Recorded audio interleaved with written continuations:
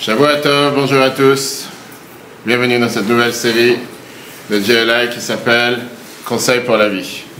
Conseil pour la vie, si Dieu veut, on va passer ensemble 6 merveilleux cours. C'est une série de 6 cours avec, ce qu'on aurait pu dire, partager les conseils richissimes du Rabbi pour avoir une vie meilleure dans tous les domaines de la vie. Aujourd'hui, on va aborder le thème travail. La semaine prochaine, si Dieu veut, ce sera le thème famille.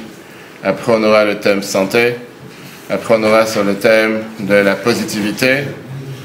Et on va voir au fur et à mesure qu'on avance combien des gens de tous bords sont venus justement pour pouvoir prendre des conseils auprès du Rabbi. Comme on en a parlé hier quand on a présenté le cours, c'est vrai qu'en parlant du Rabbi, on peut en parler sans limite et on en parle sans arrêt. Mais mis à part la notion du fait que le Rabbi était un énorme génie dans la Torah, les gens ne venaient pas seulement voir le Rabbi pour des conseils spirituels. Les gens venaient voir le Rabbi surtout pour et aussi des conseils dans tous les sujets de la vie de tous les jours. Et c'est pas le Rabbi qui l'a cherché, comme on dit. Parce que même si chaque cours de GLI, c'est des cours qui sont tellement investis, travaillés, comme aujourd'hui, le jour qu'on commence ce cours, il y a plus de 700 locations dans le monde qui commencent ce cours. Mais là, en étant le représentant du Rabbi enseignement, et c'est vrai que tout ce qu'on enseigne et tout ce qu'on apprend et tout ce qu'on fait, c'est basé sur les enseignements du Rabbi. C'est un énorme honneur de pouvoir partager cet enseignement parce que, comme on dit, on sait très bien que le Rabbi, c'est celui qui a changé l'image du peuple juif. En se rappelant qu'au départ, après quelques jours, je veux dire quelques années, juste après l'Holocauste, en 1950, tout départ, le premier discours que le Rabbi a prononcé, c'était Chabad était totalement, on va dire, presque anéanti, perdu, à cause de la guerre, à cause des nazis. Que Dieu efface leur nom. Et c'est juste après que le premier discours que le Rabbi a prononcé, c'était Yudvat 1950. 1951, il y avait peut-être une salle où il y avait peut-être 100 personnes à l'intérieur. De s'imaginer la révolution planétaire que le Rabbi a fait juste après à niveau mondial qu'on a aujourd'hui. On voit comment la ville a transformé ce petit mouvement qui à l'époque était un mouvement de, on va dire, de gens qui parlent yiddish, russe, d'immigrants, en mouvement international qu'il est aujourd'hui. C'est énorme. Mais la vision du Rabbi a toujours été de pouvoir ne pas s'arrêter à son territoire, ne pas s'arrêter à sa communauté. Le Rabbi a dévoué son temps, son énergie pour essayer de rendre meilleur le bien-être spirituel et matériel du peuple juif dans le monde entier, et pas seulement le peuple juif, peu importe qui se tournait vers lui. Et donc c'est pour ça que des juifs qui... C'est très dur aujourd'hui de trouver un endroit dans le monde où il y a un juif qui peut dire qu'il n'a pas été en contact avec Chabad, que ce soit indirectement ou directement. Et depuis le début de tous les temps, depuis le début du mouvement Chabad, il y a 300 ans, le titre de Rabbi est venu d'exprimer justement qu'est-ce que ça veut dire un leader, qu'est-ce que ça veut dire celui qui dirige le peuple juif.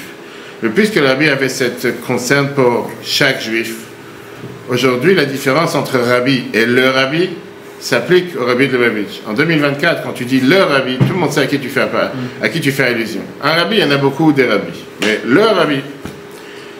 Alors, beaucoup de gens connaissent le Rabbi sur différentes facettes. Mais une des choses que les gens connaissent moins le Rabbi, c'est sur le génie qu'il avait dans la Torah, avec les centaines et centaines de livres qui sont déjà publiés aujourd'hui sur les conseils du Rabbi, sur la créativité du Rabbi. Et plein de fois, le Rabbi pouvait parler pendant des heures et des heures, comme on a parlé plusieurs fois, dans des sujets qui sont sans limite, sans aucune note devant lui, sans aucun livre devant lui. Des sujets de tous bords qui sont de la société, sécurité d'Israël, les Juifs de Russie, sur des sujets qui concernent toute la planète, à part toutes les lettres qui sont imprimées du Rabbi. Aujourd'hui, on a des centaines de volumes de la Torah du Rabbi qui existent. Et c'est pour ça qu'avant de continuer, je vais vous montrer une vidéo. C'est des gens qui te racontent pourquoi ils sont venus eux-mêmes voir le Rabbi. Le premier qu'on vient de voir, c'est le maire de New York, Ed Couch, qui est juif. Et qui raconte pourquoi il est venu voir le Rabbi, qu'est-ce qu'ils ont cherché en venant, demandant des conseils privés au Rabbi.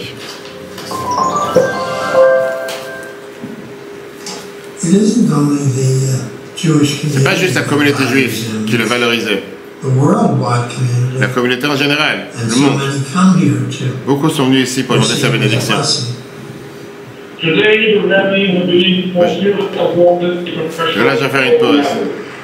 Ici, c'était juste après que la ville nous a quittés matériellement en 1994, que le Sénat, le Congrès américain, a décidé de lui donner la médaille en or du Congrès, qui a été donnée rarement à quelques individus dans le monde, par tous les démocrates comme les républicains. Celui qui parle, c'est quelqu'un qui est un Africain-Américain, qui est un membre du Congrès, et qui dit, comme quoi, vous allez voir, je traduis. Il dit, aujourd'hui, on a décidé de donner à un homme qui a dédié sa vie en ramenant les gens ensemble. Donc c'est le speaker de la maison et moi. On n'est pas d'accord sur beaucoup de choses, mais sur une chose on est d'accord. C'est de donner cette médaille qui a ramené les démocrates, les républicains, libéraux, conservatifs, du nord, du sud, noirs, blancs, hispaniques, nous ramener tous ensemble. C'était un rapport avec l'anniversaire 60e anniversaire du Rabbi.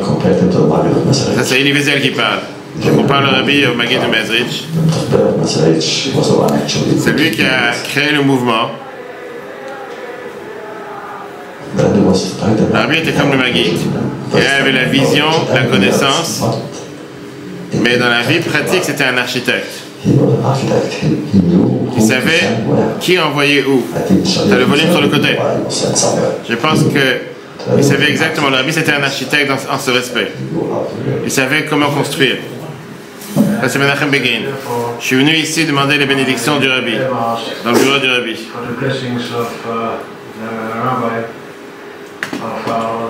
Un grand maître, notre grand maître, Rav Schneerson, qui est un grand homme en Israël.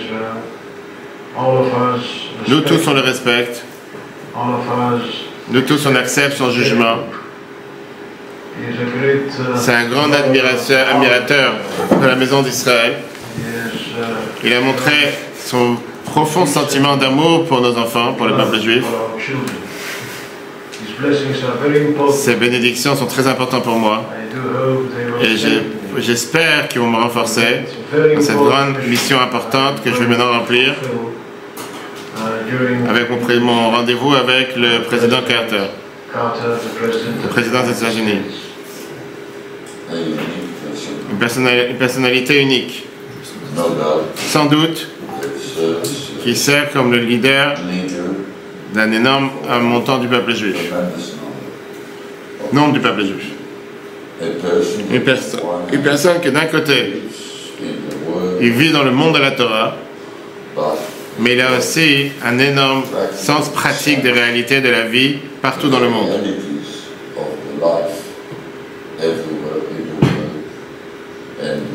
Et il a une grande sensibilité pour préserver le peuple juif. Très comment des gens de tous bords venaient le voir pour demander au Rabbi ses conseils. Maintenant, c'est vrai que quand quelqu'un il va dire oui, c'est normal, toi tu es un chassid Rabat, tu as rencontré le Rabbi, c'est normal que tu parles comme ça du Rabbi, etc. Oui, bien sûr, c'est tellement facile à le dire, mais qui dit que ça c'est la réalité? Pour ça, je dis ce qu'on va voir aujourd'hui, ce qu'on va découvrir ensemble, c'est des personnalités de tous bords, et pas seulement personnalités, des gens de tous bords qui sont venus demander conseil au Rabbi pour le travail, pour les affaires, des gens qui sont des politiques, des éducateurs, des chefs d'organisation qui sont venus voir le Rabbi pour demander des conseils sur tous les domaines. Et c'est ce qu'on va essayer de découvrir, qu'est-ce qu'ils ont cherché chez le Rabbi, pourquoi ils sont venus voir le Rabbi. Pourtant, c'était pas, je veux dire, le premier économiste du monde, c'était pas le premier. Il y a des gens plus intéressants sur Terre. Si tu cherches un conseil sur les affaires, pourquoi tu vas voir le Rabbi de Lubavitch? Tu cherches un conseil sur les affaires, tu peux aller voir quelqu'un d'autre. Mais ils sont venus le voir parce qu'ils savaient que le Rabbi avait cette sagesse de la Torah qui est illimitée. Et en sachant qu'en s'appuyant sur la sagesse de la Torah, on pourrait avoir les meilleurs conseils possibles. Et donc, comme je dis, c'est des gens qui ne sont pas venus voir le Rabbi pour des questions de Torah. Ils sont venus voir les rabbis pour des questions de leadership, de stratégie, comment diriger telle ou telle chose.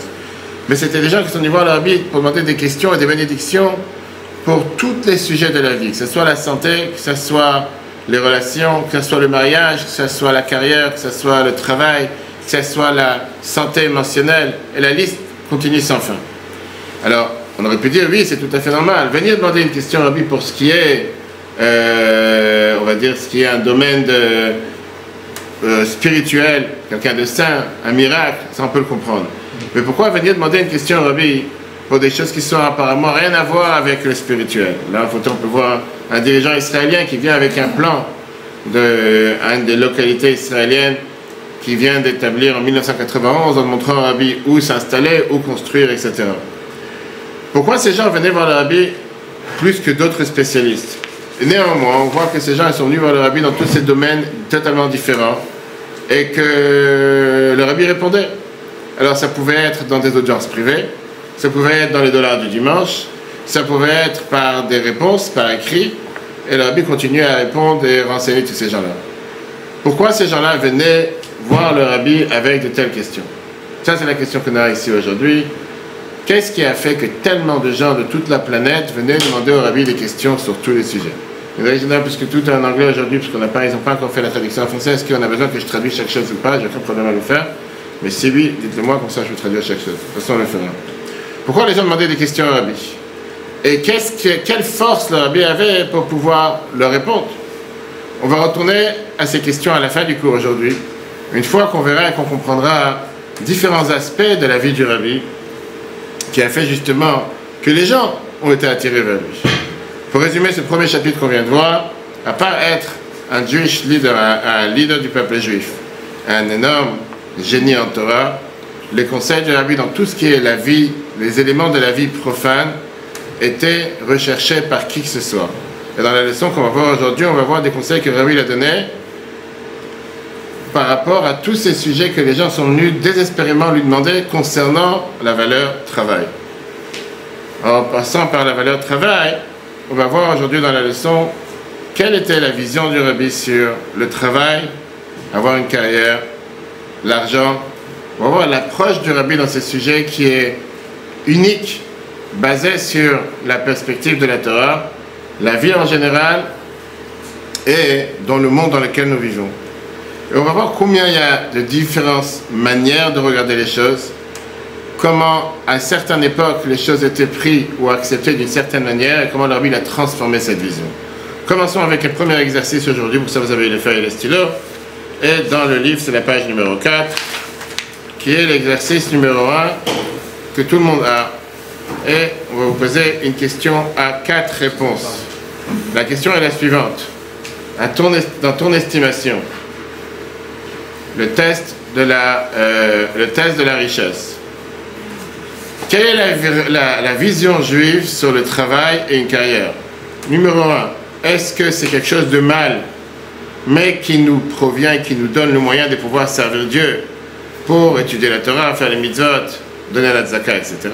B, est-ce que ça fait partie de la mission spirituelle et du voyage de chacun d'entre nous?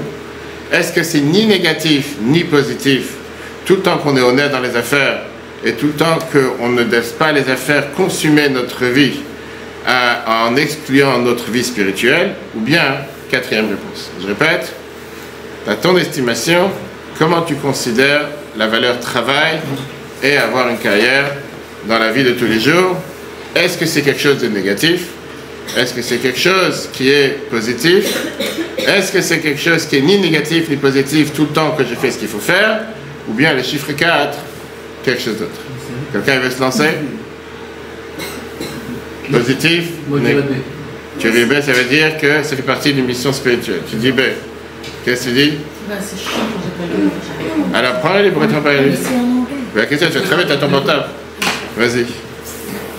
D'accord. Alors, qu'est-ce que tu dis, Kevin? Positif, négatif? Positif.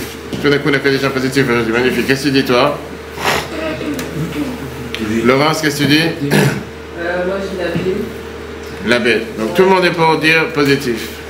C'est bizarre, j'entendais les autres réponses. Est-ce qu'avoir de l'argent, est-ce qu'avoir un travail, est-ce qu'avoir une carrière, est-ce que c'est quelque chose qui est positif, négatif, ni positif ni négatif, ou peu importe, autre chose? Moi je dirais positif. Moi, je dirais neutre. Ok, tout le monde dit neutre. Alors passons au deuxième point. Là vous allez voir comment devient un peu plus dur. La deuxième question, elle est à ton estimation. Quelle est la vision religieuse juive sur l'affluence, sur la richesse?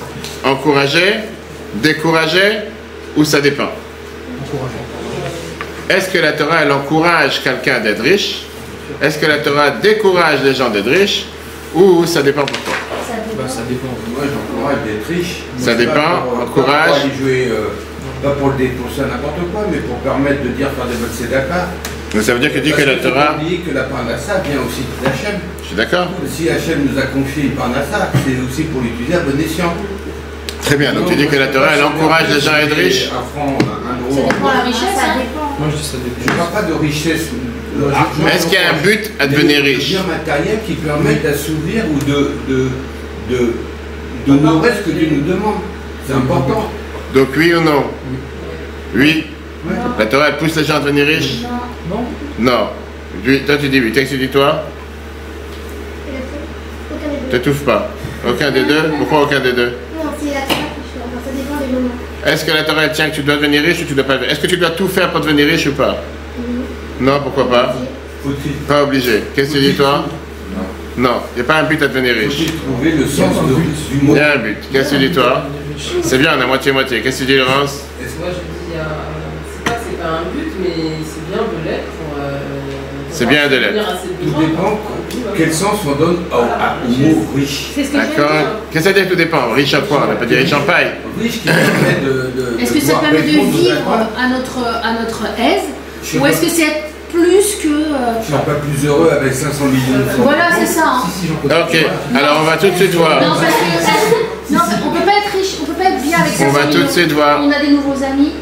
Bizarrement, on a un problème dans notre couple. On claque sans compter. Elle parle d'expérience. Le sens. Ok, maintenant, suivez à l'arrière bien sûr, PowerPoint. Regardez comment on a la divergence entre les deux. Historiquement parlant, le peuple juif a toujours eu cette crainte de succès matériel. Et n'a jamais voulu avoir cette norme d'être riche. Historiquement parlant, c'était une valeur contradictoire à la religion. Le Rabbi a changé cette approche et le Rabbi a embrassé, si on peut dire, ce challenge, cette épreuve de la richesse en la considérant comme une bénédiction divine. Mais on va voir tout de suite dans les textes comment, historiquement parlant, le peuple juif a préféré ne pas avoir affaire avec la richesse. Regardons les textes. Vous avez ici le texte 1, page 5. D'accord? Vous l'avez dans votre livre. Texte 1a. On va voir, c'est écrit dans Deutéronome, chapitre 32, verset 15. C'est écrit noir sur blanc. Vayishman, Yeshurun, Vayivat. Yeshurun, il a grandi et il s'est rebellé. Et il est devenu plus gros, plus fort et plus arrogant. Et au final, il a laissé tomber Dieu qu'il a fabriqué. Et à la place, il a décidé de prendre comme pas une autre idole, mais prendre quelqu'un d'autre à sa place. En deux mots, de remplacer Dieu par la richesse, etc. Vous avez le texte numéro 2, Proverbe. Chapitre 18, verset 3, c'est exactement la même chose, qui te dit qu'une personne pauvre parle avec supplication, un riche répond avec impudence, qui veut dire avec arrogance. Vous avez dit tout à l'heure. Ça veut dire que quoi? On n'a pas besoin d'être un grand scientifique pour réaliser que la richesse, et parfois une énorme richesse, peut distraire une personne de la poursuite spirituelle et peut parfois faire en sorte qu'une personne va avoir cette indulgence, j'aurais pas dit ce mauvais regard sur l'autre, et même parfois laisser Dieu de côté. Ça peut parfois même amener la personne à l'arrogance, parfois à un ego démesuré, et même à un manque de respect envers les autres, comme on vient de voir dans le deuxième texte. Et ça explique pourquoi à travers le temps, les gens, beaucoup de juifs ont eu ce regard différent, ont eu ce regard, on va dire, qui a été repoussé par rapport à la richesse en se disant, mieux pas pour nous. C'est une très belle histoire, une blague, ça c'est pour l'âne. Il y avait une fois le rabbi d'Etzantz qui était avec plusieurs chassidim, plusieurs disciples, et ils ont été interrompus par une femme qui était en train de pleurer, qui a dit qu'elle veut absolument voir le rabbi. Il a demandé c'est quoi l'urgence? Il a entendu ce qui se passe dans le couloir, des gens qui pleurent, qui font du bruit. Et le shamash, le gamin, le responsable, il répond en disant il y a une femme qui est venue, elle a eu un mauvais rêve. Il dit laisse-la rentrer. Elle rentre en pleurant, elle dit Rabbi, j'ai eu un rêve que mon seul fils que j'ai, il est lunatique. Alors le rabbi de Tzant, il a réfléchi pour un moment, il lui a dit écoute, quand quelqu'un il a un tel rêve, c'est un signe que la personne va devenir riche. Alors la personne elle est partie, elle est totalement contente. Et quand les gabins ils sont revenus, le secrétaire sont rentrés, ils demandaient au rabbi c'est quoi la source de ce qu'il vient de dire, d'où il a sorti une telle chose. Il a répondu en disant c'est très simple. La majorité des riches sont lunatiques. Donc si elle a pensé que son fils est lunatique, c'est moi qui va devenir riche. D'accord? C'est une blague, mais c'est la réalité. On l'a vu, si vous vous rappelez, il y a quelques semaines dans un cours qu'on peut voir sur Torah.fr que Shlomo Ameler, le roi Salomon, à l'âge de 18 ans, quand Dieu lui a demandé, dis-moi une chose que tu as besoin, qu'est-ce que tu veux que je te donne? Il a dit à Dieu, je veux pas que tu me donnes ni la pauvreté, ni la richesse, mais donne-moi la sagesse, si vous vous rappelez. D'accord? Donc on voit qu'à chaque fois, quand on voit à travers les temps, on voit que l'approche a toujours été de mettre un point comme si d'écart, de se séparer, de ne pas avoir affaire avec la richesse parce que c'est considéré comme quelque chose de négatif. Néanmoins, on va voir l'approche du Rabbi sur la richesse qui est vraiment remarquable. Une des fois que le Rabbi s'est exprimé dessus, c'était en 1958. C'est que le Rabbi a rarement quitté 770, comme on l'a parlé, il n'est jamais sorti de 770, une des rares fois qu'il est sorti, c'était pour aller consoler des endeuillés, surtout dans les premières années. C'était parfois des gens simples ou même des rabbins et d'autres personnes. C'était en 1958. Le Rabbi est parti voir le Rabbi Avraham Yeshua Heschel, qui était connu comme le Rabbi de Kopischnitz. Et dans la conversation, ils ont discuté sur le fait qu'il faut trouver des moyens pour pouvoir faire grandir les valeurs de la Torah, soutenir les institutions, etc. Et là, regardez le texte numéro 2. Vous avez dans la page numéro 6. Vous voyez comment le Rabbi discute avec lui en lui disant la phrase suivante. Le Rabbi dit au Rabbi de Kopischnitz, le Rabbi lui dit comme ça. Le peuple juif a besoin d'avoir une parnassa large, un gagne-pain large, sans aucun rapport avec le fait de soutenir les valeurs de la Torah dans certains endroits. C'est quelque chose de positif et quelque chose de bien, pour que le peuple juif puisse avoir une vie large matérielle. Parce que par ça que quelqu'un a une vie large matérielle, il pourra avoir une largesse de pensée, comme les Chachamim nous disent dans la Gemara Brachot, page 57b. Celui qui a une maison large, matériellement parlant, ça élargit sa pensée. Quelqu'un qui rentre dans un endroit où il fait 2 mètres carrés, il est un peu enfermé sur lui. Quelqu'un qui a un peu d'air, qui a un peu d'espace, et qui voit un peu plus large, c'est différent. Et donc le Rabbi lui termine en lui disant que Dieu fasse que tous les Juifs soient riches. 1958. D'accord? Le Rabbi de Kopischnitz, qui était très âgé, le Rabbi était à l'époque jeune, on était dans la cinquantaine, il répond au Rabbi en disant la richesse c'est une grande épreuve. J'ai peur de l'épreuve, du challenge de la richesse. C'est encore une fois l'approche qui a toujours été par tout le monde. Le Rabbi lui reprend en lui disant même la pauvreté c'est une épreuve. La pauvreté aussi c'est un test. Et le Rabbi dit si quelqu'un doit déjà avoir un test, vaut mieux qu'il ait le test de la richesse que d'avoir le test de la pauvreté. Et que Dieu aide qu'on puisse toujours réussir en ayant le test de la richesse. Et ça, je dis clairement, tu demandes à n'importe quelle personne aujourd'hui sur Terre, tu préfères avoir... Dieu te dit, j'ai un test à te donner, richesse ou pauvreté, qu'est-ce que tu choisis? Je ne pense pas qu'il y a une personne ici qui va dire, il va avoir le test de la pauvreté. Ça fait quand même peur, la richesse. Tu as toujours quelqu'un qui dit le contraire de la norme. Je dis pas que tu veux avoir le test de la pauvreté? Non, alors qu'est-ce que tu tournes la tête? quand même peur. Alors réponds-moi, tu as un ou l'autre, tu ne peux pas être au milieu. Bah, je pense qu'avec la pauvreté, on peut se faire aider, que la richesse, on est perdu. Que Dieu nous en préserve. Si tu penses que c'est quelque chose de facile de pouvoir se faire aider, je suis pas d'accord, c'est tellement difficile. Maintenant, la richesse, tu peux toi aider les autres. Une seconde, continuons la discussion. Parce que la discussion, elle a continué que quoi? C'est dangereux que la tête de la pauvreté, parce que je peux pas, je n'ai rien, je peux pas t'aider. Quand tu es riche, la question, elle est pas quoi faire. Et tu vas voir après. La discussion, elle a continué sur différents sujets. Et à la fin, avant de partir, le Rabbi n'a pas lâché l'affaire. Avant de partir, le Rabbi continue. Le Rabbi a demandé au Kopischnitz en lui disant j'aurais bien voulu vous demander d'être d'accord avec moi que le peuple juif soit béni avec la richesse. C'est très bien que des tzadikim, quand ils décident quelque chose. Et le Rabbi de Kopischnitz, il a répondu Rabbi, bien sûr, je suis d'accord. En dehors, le Rabbi a dit je ne suis pas d'accord d'entendre d'un juif qui disent qu'il veut que Dieu ne donne pas la richesse au peuple juif. Non, le peuple juif doit être riche. Parce qu'on sait très bien que les décisions qu'un tzaddik fait sur terre, ça oblige Dieu à le faire. Mais non. Le Rabbi lui-même, on va tout de suite voir des vidéos, le Rabbi lui-même a clairement expliqué que la richesse, c'est un test. Pas de discussion sur ça. La Gemara nous dit que le Rabbi avait l'habitude d'honorer les gens riches. Alors beaucoup de gens se posaient la question comment est-ce possible. Le Rabbi a une fois parlé de ça en 1952 en expliquant que pourquoi Rabbi Yehuda il honorait les gens riches, parce que Dieu a décidé de les rendre ses banquiers, de les nommer ses banquiers sur terre. C'est pas que ces gens riches on les honore parce qu'ils ont de l'argent en compte. Tu dois honorer quelqu'un de riche parce que ce riche c'est Dieu qui lui a confié cet argent sur terre. C'est-à-dire que Dieu il considère ce riche comme son banquier sur terre. Si Dieu il fait confiance à cette personne et pour ça il lui donne son argent, pour ça j'ai un devoir de l'honorer. C'est ce que la Gemara nous dit. Maintenant, le Rabbi expliquait plusieurs fois que la pauvreté, c'est aussi un test de foi. Est-ce que quelqu'un continue à croire en Dieu, à croire dans son abondance infinie quand il a des difficultés financières? Il y a des gens qui se posent des questions. Il y a quelqu'un qui se dit, c'est quoi, ça fait mal au cœur. Je voudrais pouvoir acheter telle chose, je peux pas. Je voudrais pouvoir faire 1000 mitzvahs, je peux pas. Néanmoins, malgré que les deux sont un test, le Rabbi il a toujours insisté que le test de la richesse est préférable. Et le Rabbi il n'a pas, je veux dire, sans hésitation, il n'a pas hésité à vouloir bénir chacun avec un succès financier sans limite, et de pousser chacun à réaliser que c'est une bénédiction divine que chacun doit avoir et chacun doit obtenir. Un des derniers discours que le Rabbi a mentionné en 1992, c'était que Dieu il a décidé dans la Torah, la parasha Trouma, quand on parle de construire le temple, que chaque juif doit être riche, matériellement et spirituellement. On parle de vraie richesse, Rabbi dit. Que chaque juif doit tout faire pour devenir riche. Pas seulement riche dans la connaissance, comme on dit, mais riche dans la Torah et les mitzvot, riche matériellement, pour que grâce à ça, il puisse faire Torah et mitzvot avec tranquillité de l'âme, tranquillité du corps, et donner la tzedaka au maximum, et pouvoir faire les mitzvot avec la plus belle beauté. Regardons ce qui s'est passé.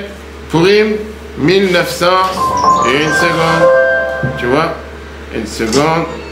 We'll start with Regardons ce qui s'est passé. Purim, 1955. On va voir comment il y avait une audience privée, un Fabring chassidique, une réunion chassidique avec des centaines, à l'époque, de milliers de personnes. Et la Bible dit que maintenant, c'est un moment que Dieu, dans le ciel, a ouvert les portes pour devenir riche. D'abord, la Bible parle longuement pour expliquer comme quoi la richesse, c'est un test difficile.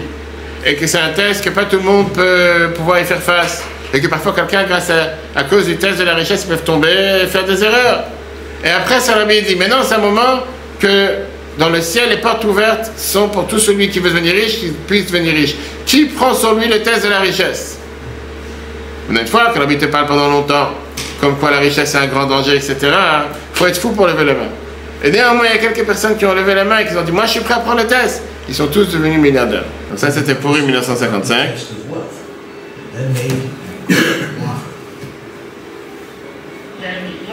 Le test de la richesse, c'est un test très difficile. Néanmoins, si chaque juif pouvait devenir riche, et la Bible rigole, c'est pour rire. En Amérique, la coutume est de voter sur chaque chose. Et donc, tout celui qui est d'accord de prendre sur lui que Dieu lui donne une richesse abondante et qu'il n'a pas peur des difficultés, de mauvais penchants à cause de la richesse,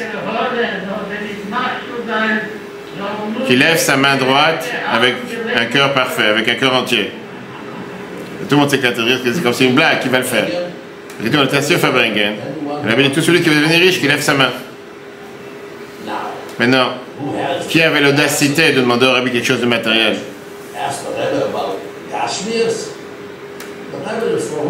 Le Rabbi, c'est quelque chose de spirituel. Et donc la majorité des gens n'avaient pas l'audacité de lever leur main. Et Rabbi continue en disant, après les gens ils se plaignent qu'il y a des difficultés. Maintenant c'est un moment propice. Et là on est en train d'essayer de jouer, qu'on est Chabad, etc. On dit que c'est un moment propice où vous levez la main, levez la main.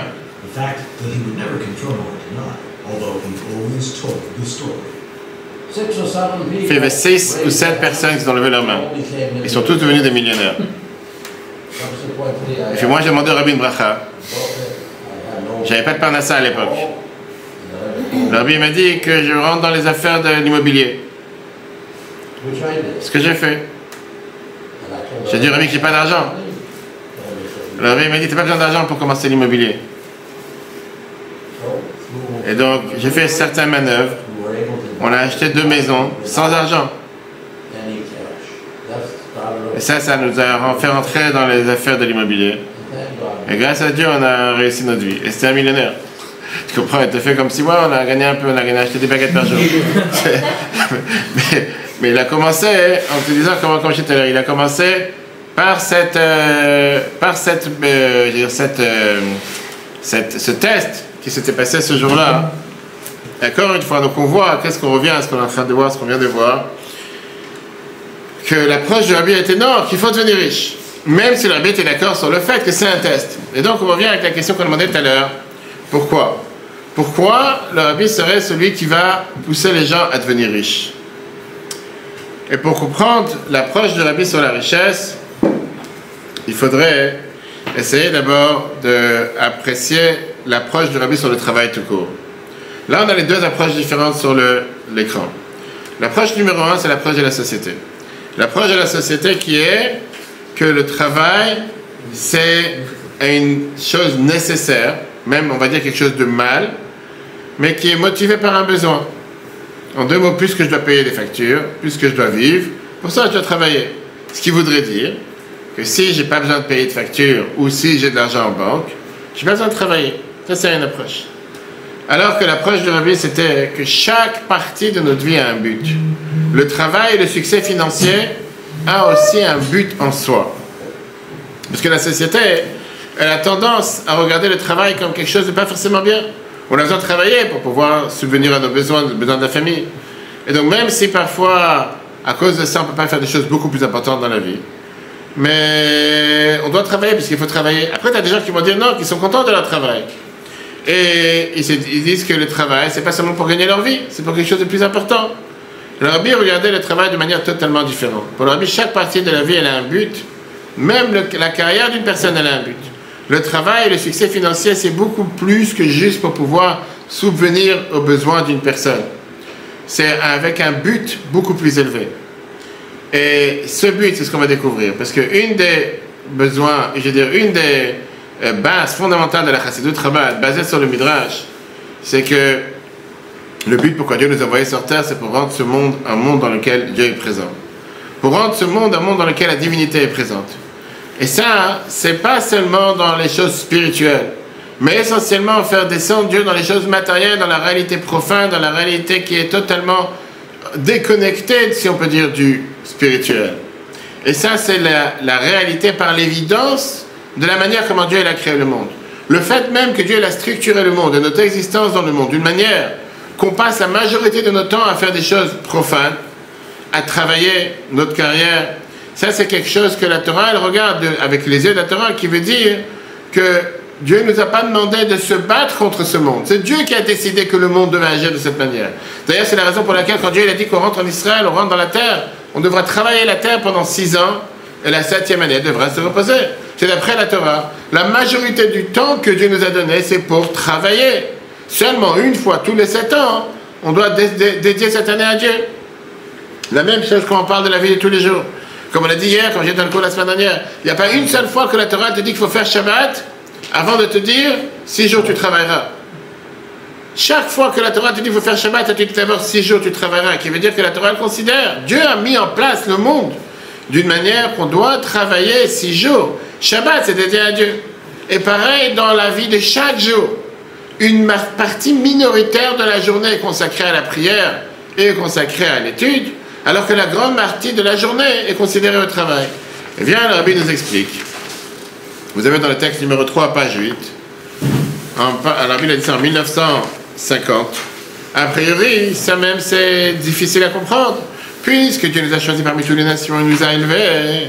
Dieu aurait dû fixer le comportement du peuple juif de manière que la majorité du temps soit consacrée aux choses saintes, apprendre la Torah, faire les mitzvot, travailler dans le temple. Pourquoi la Torah elle a fixé la vie d'un être humain d'une manière que la majorité du temps doit s'occuper des choses profanes comme les nations du monde? Et l'explication elle est que puisque le but pourquoi Dieu a créé le monde, c'est parce que Dieu voulait avoir une résidence ici-bas, dans le monde le plus bas. C'est pour ça que l'essentiel, la majorité du travail de chacun d'entre nous n'est pas dans les sujets de sainteté, comme par exemple le Neshama avant et après qu'elle est descendue sur terre pour s'habiller dans un corps. Mais Dieu, il a fait en sorte qu'on soit occupé essentiellement avec les sujets du monde. 6 jours, tu planteras ton champ. Que même dans les champs, les choses les plus profanes sur terre, c'est là-bas qu'on va faire la divinité, qu'on va faire la résidence pour Dieu dans ce monde. C'est que si le but, en 2 mots, si le but de notre existence sur terre, c'était de se séparer du monde profane et d'être cloisonné dans la synagogue, ou dans le kollel, ou dans la yeshiva, ou de s'enfermer pour prier toute la journée, apprendre toute la journée, méditer toute la journée, ça aurait été la manière comment Dieu aurait créé ce monde. Le fait que le but de la création est d'amener la divinité et la sainteté sur place dans les quatre coins du monde, et le fait que ça, c'est la manière comme Dieu il a fait en sorte que le monde fonctionne, c'est ce que Dieu il attend de chacun d'entre nous. Et donc, le goal, le but ultime, c'est d'être avec des valeurs éthiques, saintes, et une personne spirituelle, gouvernée par les valeurs de la Torah dans le domaine du travail. Ça veut dire aller travailler et d'être un modèle pour l'humanité tout entière, être un modèle pour ceux qui nous regardent, pour les individus qui nous regardent. Malgré tout ce qui peut se passer au bureau, rester une personne qui a un but beaucoup plus élevé, d'avoir des valeurs spirituelles, une aspiration spirituelle, tout en travaillant. Être ce qu'il faut être, pas dans le monde spirituel, mais dans le monde matériel. Question, oui. On dit qu'il faut travailler. En Israël, il y a beaucoup de... On en a parlé hier, il fallait être là. On en a parlé hier, tu n'étais pas là. Ça y est, alors parce que j'étais pas là, j'ai pas... D'abord, il n'y a pas beaucoup. Tu en fais un monde, tu dis beaucoup. Non, on a répondu hier. Non, je ne suis pas d'accord avec toi. Je suis pas d'accord avec toi. C'est mal connaître le monde religieux. La grande majorité du monde religieux travaille à plein temps, et même en Israël, une énorme majorité du monde religieux travaille à plein temps. Il y en a qui arrangent leur journée de pouvoir apprendre 1 heure par jour et de travailler le reste de la journée, mais la grande majorité du monde religieux travaille. C'est pas beaucoup. Non, Galoute, c'est plus de 5 jours sur 7, 6 sur 7. Pourquoi 5 sur 7 7 sur 6 sur 7, pourquoi pas? Pourquoi 5? Dimanche à vendredi, 6 jours par semaine? En général, en France, on travaille pas. Oui, je ne sais pas la France, je parle en Amérique, les gens travaillent de dimanche à vendredi. Dans les 4 coins du monde, les gens travaillent de dimanche à vendredi. Et même en France, quelqu'un veut travailler dimanche, quelqu'un travaille dimanche. Pour la minorité qui sont toute la journée en yeshiva. On ne fait pas un cours pour les minorités, on fait un cours pour la norme. Le fait que tu as des gens minoritaires, va leur demander la question, on verra après. C'est leur problème, c'est ce que je te dis. Oui. Et les femmes sont consacrées à l'éducation des enfants et à... Encore une fois, l'un n'est pas contradictoire avec l'autre. Oui, clairement, une femme elle a un rôle de se consacrer à l'éducation des enfants, mais pas que.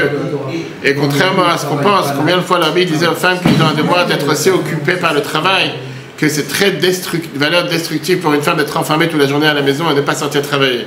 Il y a des dizaines de réponses dans lesquelles la Bible demandait aux femmes qu'au moins il y a un travail d'une demi-journée par jour.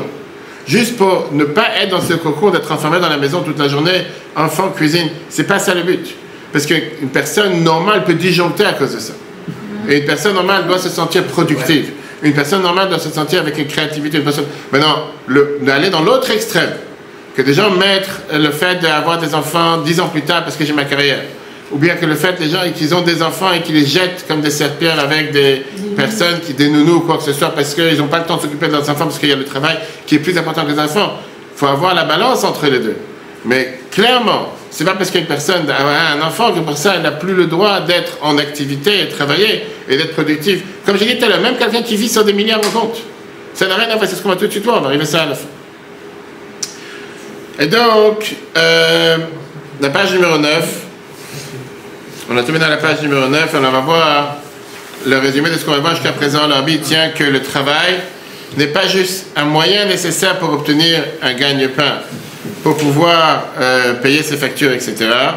Mais ça a un but et une valeur tout à fait à part entière. Dieu il a créé le monde d'une manière que la majorité du temps qu'on a est engagé dans le travail, parce que ça c'est le but de pouvoir vivre dans le travail, dans la société avec les valeurs de la Torah. En plus de tout ça, en plus de pouvoir de faire descendre ce but spirituel sur terre, là, il a montré aussi que le travail, c'est aussi, plein de fois, ça donne une opportunité unique de pouvoir impacter du bien chez les autres et d'inspirer les autres à pouvoir aussi s'engager dans leur voyage spirituel. Quand quelqu'un il va travailler, automatiquement, tu rencontres des autres personnes dans la même profession et tu peux avoir une influence spirituelle sur eux. Regardons ici le texte numéro 4, que vous avez dans la page numéro 10. Le texte numéro 4, c'est un yom-yom du 16 Iyar que le rabbi précédent il raconte en disant que mon grand-père, le rabbi Rachab, le rabbi Shmuel de Lubavitch, décédé en 1882, il avait un disciple proche, Rabbi Eliyahu Abeler, qui était quelqu'un de simple en termes de connaissances, en termes de capacité. Il est rentré une fois en audience privée chez le rabbi. Et le rabbi lui dit comme ça, Eliyahu, appelle Eliyahu, je suis jaloux de toi. Toi, tu voyages sur le marché, tu vois beaucoup de monde. Et quand en plein milieu des affaires, tu parles avec quelqu'un sur un mot du judaïsme, que ce soit sur le Ein Yaakov, bref, un mot de Torah, et tu leur encourages à apprendre Nigler, Chassidut, de ça à une grande joie dans le ciel. Et la marchandise, on demande le salaire, la récompense à ça. Dieu te récompense par ça qui t'envoie une abondance dans les enfants, la richesse et la parnassa. Et plus grand est le marché, plus il y a du travail et plus grande est la parnassa. Regardons ici une magnifique vidéo, c'est la vidéo numéro 3, dans laquelle on va voir, comme on a vu justement, il encourageait les gens, on va voir un directeur, quelqu'un qui travaillait à IBM à l'époque, je sais pas si ça existe toujours, ça existe toujours, ouais. Et Meir Zeiler, comme on a pu leur montrer que même si tu es dans des expositions pour le travail ou quoi que ce soit, le but n'était pas d'être là-bas pour ton travail, le but c'est que tu avais un rôle spirituel. Au passage, il y avait aussi le travail. On était tout à l'heure à la vidéo numéro 3.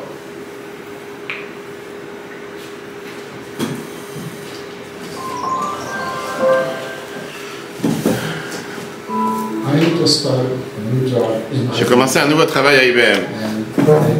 En 5 km 87, la Bible a dit ce jour-là que chacun est comme un shliach, un envoyé, un émissaire.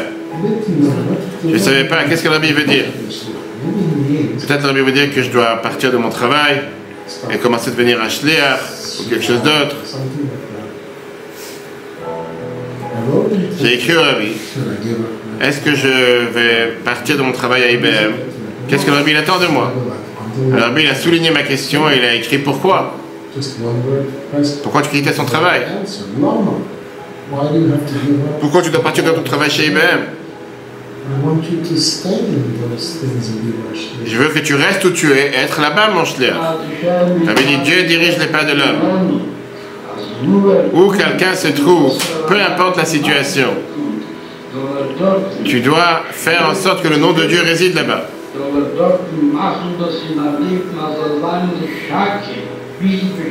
Parce que Dieu réside parmi vous. En commençant par ton environnement immédiat. Et aussi illuminer tout ce qui est autour de toi. Éclairer ce qui est autour de toi. Et fait ça, c'est ce que j'ai continué à faire. Je suis resté à IBM. J'avais une carrière vraiment réussie. Et puis on voudrait remercier énormément M. Rappaport d'IBM. C'est un des gens les plus respectés à IBM. Mais je sentais tout le temps que je faisais la mission que l'Rabbi m'a donnée. En d'autres mots, je donnais des conversations, des conférences dans le monde entier. Il parle de l'intelligence artificielle. Que parmi toute ma carrière, j'écrivais au Rabbi qu'est-ce qui se passait, qu'est-ce que je faisais. Fait les gens les plus élevés avec qui j'ai eu du contact, des politiciens, des CEO, des journalistes du monde entier. Ils sont venus voir chez IBM qu'est-ce que j'ai fait comme recherche. J'ai rencontré tous ces gens-là avec ma kippa, avec ma barbe. Automatiquement, ça avait un impact sur ces gens-là. Des juifs du monde entier venaient me voir. J'étais un shliach dans cette manière-là. C'est-à-dire j'avais ma mission et mon rôle dans mon domaine de travail. Là, un juif qui vient voir le Rabbi dit que le centre de Rav Afsan de Hong Kong va être terminé. Le Rabbi dit c'est très bien que Hong Kong, c'est un endroit que beaucoup de gens visitent. Pour beaucoup de juifs de plusieurs pays. Tu peux les influencer quand ils sont à Hong Kong.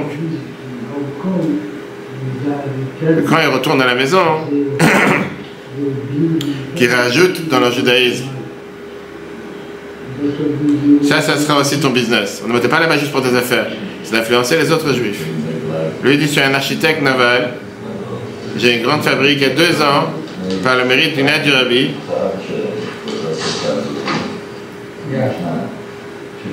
On a reçu un grand contrat,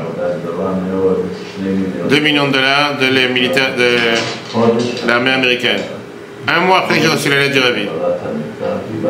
On a reçu la plus grande proposition de job par la militaire américaine. Le Rabbi, que ce soit un bon début, que tu pourras faire encore le double. Il dit j'espère, j'essaye. Il dit beaucoup de nos employés ne sont pas du tout religieux. Ils sont devenus plus religieux grâce à ça. Ça c'est grâce au Rabbi. Le Rabbi dit donc ça t'oblige à rajouter encore plus dans ta pratique.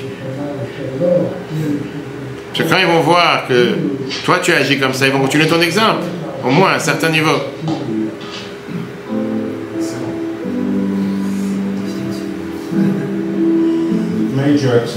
Une grande exposition qu'on a l'habitude de faire, c'est à Bruxelles.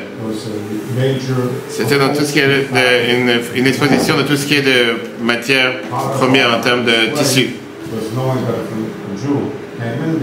Il y avait une fois un juif qui est venu là-bas, il savait que je vais lui demander est-ce qu'il a mis les tefillin. Cette exposition c'était dimanche, lundi, mardi et mercredi. Rosh Hashanah c'était lundi soir. Maintenant, aller à l'exposition pour une demi-journée, pour juste comme lundi, ça ne valait pas la peine. De l'autre côté, je sais que Rabbi voulait que je sois là-bas. Donc on va partir à l'exposition. Rabbi Khalekov m'appelle, il m'a dit que le Rabbi a proposé qu'on met un grand panneau au début de l'exposition, que puisque Shabbat, à cause de Shabbat, on est fermé à vendredi à 2h30. Et donc comme ça, les clients ils vont savoir que s'ils veulent quelque chose, il faut qu'ils viennent tout de suite, pas attendre plus tard dans l'exposition. À 1h30 l'après-midi, je vois quelqu'un qui vient. Il passe devant notre stand, il y a des milliers de personnes qui passent. Mais je vois qu'il nous regarde, il regarde le panneau, et il me demande, dis-moi, pourquoi c'est fermé Shabbat? C'est une exposition internationale. Pourquoi c'est fermé Rosh Hashanah? J'ai dit, d'où tu viens, monsieur? Il fait bien un peu, je suis un Polonais, un juif. Donc j'ai dit, ah, j'ai affaire avec un juif. J'ai dit, viens, on met les tefillin. Il me regarde comme si je suis fou dans une exposition internationale. Il fait tefillin. Qui croit dans ces choses aujourd'hui? J'ai dit, je ne crois pas en Dieu, je ne crois pas en rien. Il fait, je suis passé par Hitler. Quel rapport avec les tefillin? J'ai jamais mis les tefillin de ma vie. J'ai dit, mon ami, je te comprends à 100%. Une fois dans ta vie, tu n'as pas fait la même chose, tu m'as dit. Il fait, une fois dans ta vie, tu pourrais dire que Dieu n'a pas agi comme il fallait envers toi, mais toi, tu as fait la bar mitzvah. Il a enlevé sa veste, on a mis les tefillin. La minute où il a fait Shema Israël, il a commencé à pleurer. Il a dit, je ne peux pas. Mais il tient au tefillin. Il s'est assis, il ne savait pas quoi faire, il ne savait pas comment me remercier. Tu peux t'imaginer comment on l'a senti. Il fait business, on n'a pas fait beaucoup de business ce jour-là. Mais on savait qu'au moins avant la nouvelle année, on a mis les tefillin avec ce juif. Donc encore une fois, on a ici ce qu'on vient voir tout à l'heure. On a te dit que parfois, tu penses que tu es parti faire des affaires quelque part, ou tu fais des affaires, mais tu peux avoir un impact positif sur beaucoup d'autres personnes.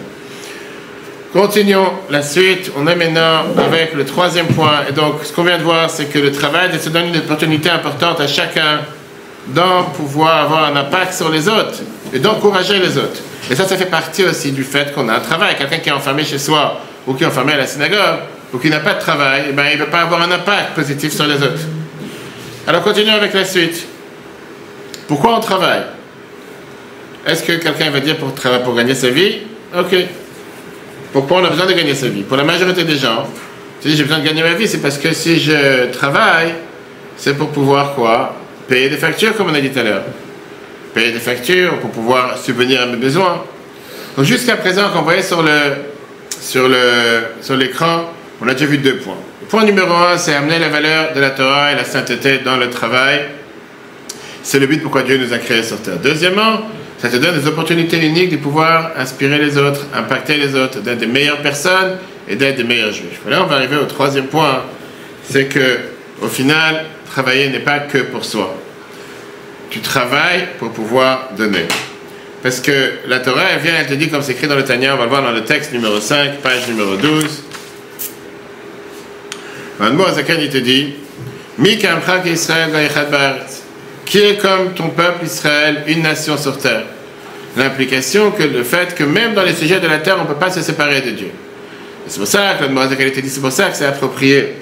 On ne doit pas s'imaginer qu'on a un but en soi d'avoir affaire avec les choses matérielles, seulement pour faire vivre nos âmes et remplir nos manques avec une bonté gratuite. Que dans ça, Dieu nous a comparé à Dieu lui-même, que Dieu il a agi en bonté envers nous, de pouvoir faire de la bonté envers chacun à chaque instant. Ça, c'est le but aussi pourquoi on travaille. Dans ce passage, dans le mot dans lequel il vient, il te dit l'idée qui est basée, qui est solide dans la philosophie du Rabbi, qui est que la notion du travail matériel et la notion du spirituel est indissociable. On n'est pas plus juif à la synagogue que dans la rue. Chaque matin, un juif il a l'habitude de fermer les yeux et de dire Shema Israël, croire dans l'unité de Dieu. Mais qu'est-ce qui se passe quand on est sorti de la synagogue? Est-ce qu'on doit commencer à agir maintenant contrairement aux valeurs du judaïsme? Bien au contraire, la Morazakin insiste en te disant que le travail, c'est une manière différente de servir Dieu, comme on sert Dieu à la synagogue. On travaille pour pouvoir servir Dieu. Dieu nous donne, et c'est la raison pour laquelle on doit partager. Et pour pouvoir donner, il faut pouvoir gagner. quelqu'un qui ne gagne pas d'argent, il ne peut pas donner. Cette perspective, c'était la manière comme Rabbi a toujours encouragé les gens à pouvoir travailler, agir, gagner encore plus pour pouvoir donner encore plus. En 1959, il y avait le Rav Yecheskel Springer, un chassid Chabad qui était il avait une ferme à Kfar Chabad. En 1970, il avait une opportunité de pouvoir agrandir la ferme et de pouvoir agrandir son business. Mais il avait un conflit. D'un côté, il s'est dit, c'est une grande opportunité, c'est un business opportunité importante qui a un grand potentiel de pouvoir ajouter dans ses revenus. De l'autre côté, il dit, je fais déjà assez, j'ai déjà une belle vie.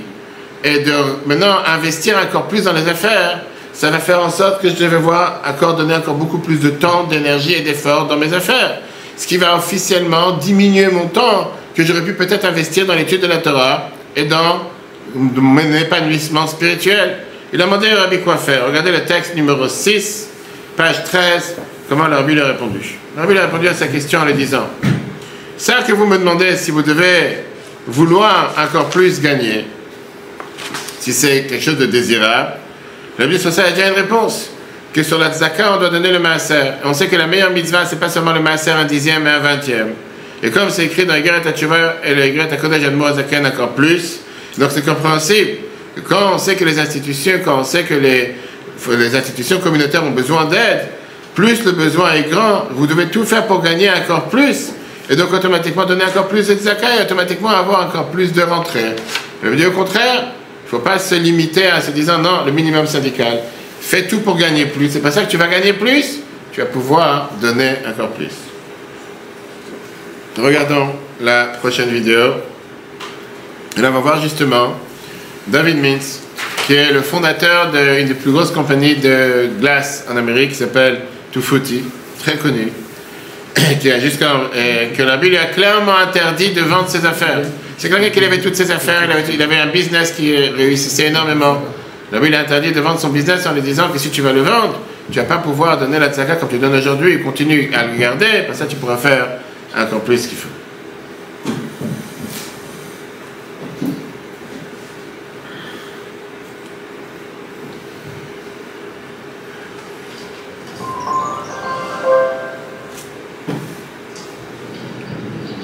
Je suis venu demander le conseil du Rabbi. Ils veulent que je vende mon affaire. Et puis, ils vendent ton affaire. Il dit oui, ils me poussent, ils me mettent la pression pour la vendre.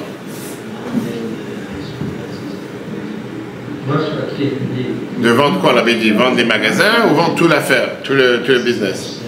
Il dit non, aujourd'hui l'affaire ne marche pas comme il faut. Il me dit qu'il faudrait la vendre. Ils disent que la compagnie, elle peut investir, elle peut s'expandre, elle peut grandir.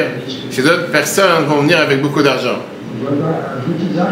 Rabbi, c'est quelque chose de bien, pourquoi tu veux la vendre? Il fait non, j'ai pas envie. Il fait Rabbi, nous. Rabbi dit quoi? Rabbi dit non, tu dois continuer. Et si tu veux, tu peux vendre une partie. Mais l'argent que tu veux recevoir, tu dois l'investir dans la compagnie. Mais tu dois rester actif, Rabbi dit. Dieu, il veut que tu continues à donner de la charité. Et beaucoup de charité. Comme tu as fait jusqu'à présent. C'est pourquoi tu veux maintenant donner ton affaire à quelqu'un d'autre. Donc le Rabbi pense que je dois continuer. Je fais oui. Mais je ne dis pas que tu dois continuer tout. Si tu veux vendre une partie, il n'y a pas de problème. Mais d'une condition que la partie que tu gagnes, tu l'investis, tu l'agrandis et tu la fortifies encore plus. Que même quelqu'un c'est quelqu'un qui n'était pas dans la rue, il avait tout ce qu'il faut. C'est dit ça, j'ai plus besoin de casse-tête d'ennui, il y a trop d'ennui. Laisse-toi tranquille, je n'en sais pas. Mais il n'y a pas question. Tu vas rester inactif, aujourd'hui tu donnes Zaka, pourquoi tu vas t'en séparer? Qu'est-ce qu'on vient de voir ici? La vidéo, on l'a vu. Troisième point qu'on vient de voir, c'est quoi? C'est que plus quelqu'un y gagne, plus quelqu'un il peut donner pour des causes charitables. Et ça aussi, c'est une cause importante. Et comme on l'a dit tout à l'heure, la Bible disait clairement que la Bible veut que les gens puissent vivre de manière large, matériellement, et ça leur amènera aussi une largesse spirituellement. Et le troisième point qu'on va toucher aujourd'hui, c'est un point qui touche beaucoup de vieillards qui sont assis ici à table. Et ça, c'est déjà, on est dans la page 15, et ça, c'est par rapport à la retraite. Et on va voir un exercice ensemble. Qu'est-ce que tu considères, ça c'est pour toi, parce que tu es proche de la retraite, qu'est-ce que tu considères l'âge optimal pour la retraite? 41-50, 51-60, 61, 70, après 70 ou autre. Le 2, 51 à 60, l'âge optimal de la retraite. Et quel âge tu as aujourd'hui? Que Dieu nous en préserve. Tu as ici l'hôpital psychiatrique à côté qui est ouvert. Je t'amène juste après. Ça veut dire que si tu es en bonne santé et tu vas aujourd'hui, la longévité s'allonge de tous les jours, et que tu as des gens qui partent du monde aujourd'hui à 120 ans, voire plus, c'est que tu es prêt à jeter moitié de ta vie à la poubelle. La 3, c'était 61, 70, c'est pas mieux. C'est honteux. Ça montre quoi, de quoi a fait la jeunesse aujourd'hui. Très grave. Qu'est-ce que tu dis, toi? Moi, je me dis autre. Dis-moi le chiffre. Non, pas de chiffre.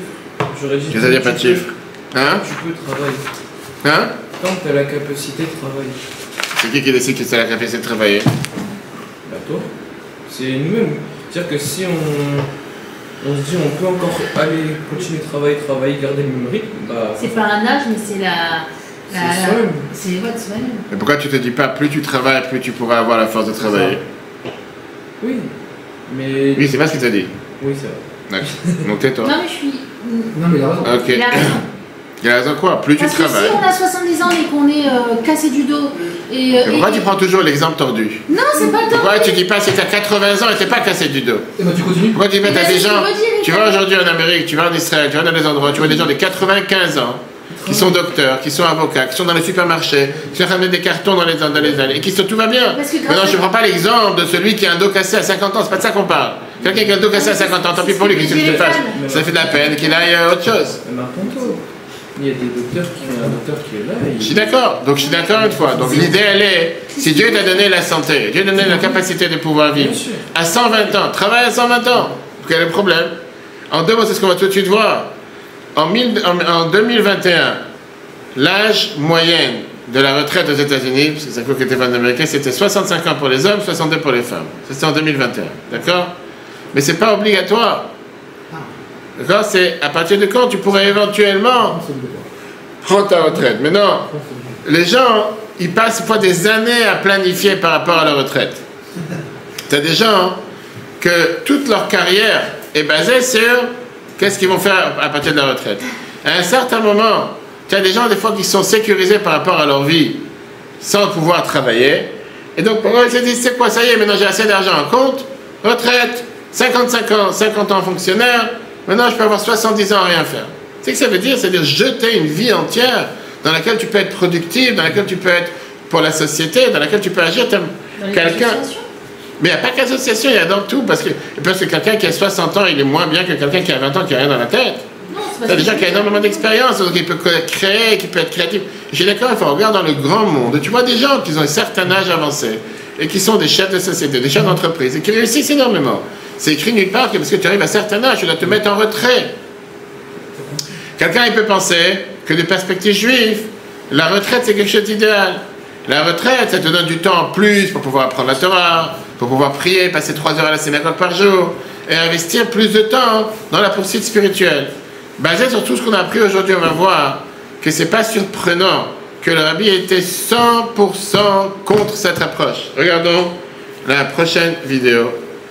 Et on va voir comment le rabbi parle justement contre cette approche, contre cette idée de vouloir valoriser la valeur retraite.